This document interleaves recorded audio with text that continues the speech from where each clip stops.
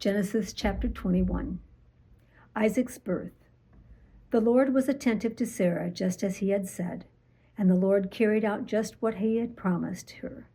She became pregnant and gave birth to a son for Abraham when he was old, at that very time God had told him. Abraham named his son, the one Sarah bore him, Isaac. Abraham circumcised his son Isaac when he was 8 days old, just as God has commanded him. Abraham was 100 years old when his son Isaac was born. Sarah said, "God has given me laughter. Everyone who hears about it will laugh with me." She said, "Who could have told Abraham that Sarah would nurse sons? But now I've given birth to a son when he was old." Hagar and Ishmael evicted. The boy grew and stopped nursing. On the day he stopped nursing, Abraham prepared a huge banquet. Sarah saw Hagar's son laughing, the one Hagar the Egyptian had borne to Abraham. So she said to Abraham, "Send this servant away with her son.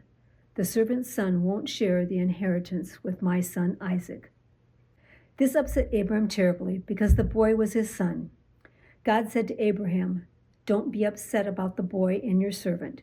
Do everything Sarah tells you to do, because your descendants will be traced through Isaac.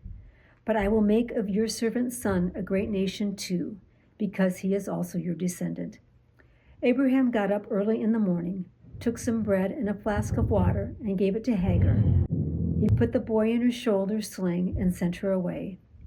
She left and wandered through the desert near Beersheba. Finally, the water in the flask ran out, and she put the boy down under one of the desert shrubs. She walked away from him about as far as a bow shot and sat down, telling herself, "I can't bear to see the boy die."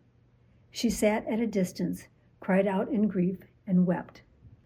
God heard the boy's cries, and God's messenger called to Hagar from heaven and said to her, "Hagar, what's wrong? Don't be afraid. God has heard the boy's cries over there. Get up, pick up the boy, and take him by the hand, because I will make of him a great nation." Then God opened her eyes, and she saw a well. She went over, filled the water flask, and gave the boy a drink. God remained with the boy. He grew up, lived in the desert, and became an expert archer. He lived in the Paran desert, and his mother found him an Egyptian wife. Abraham's treaties with the Philistines.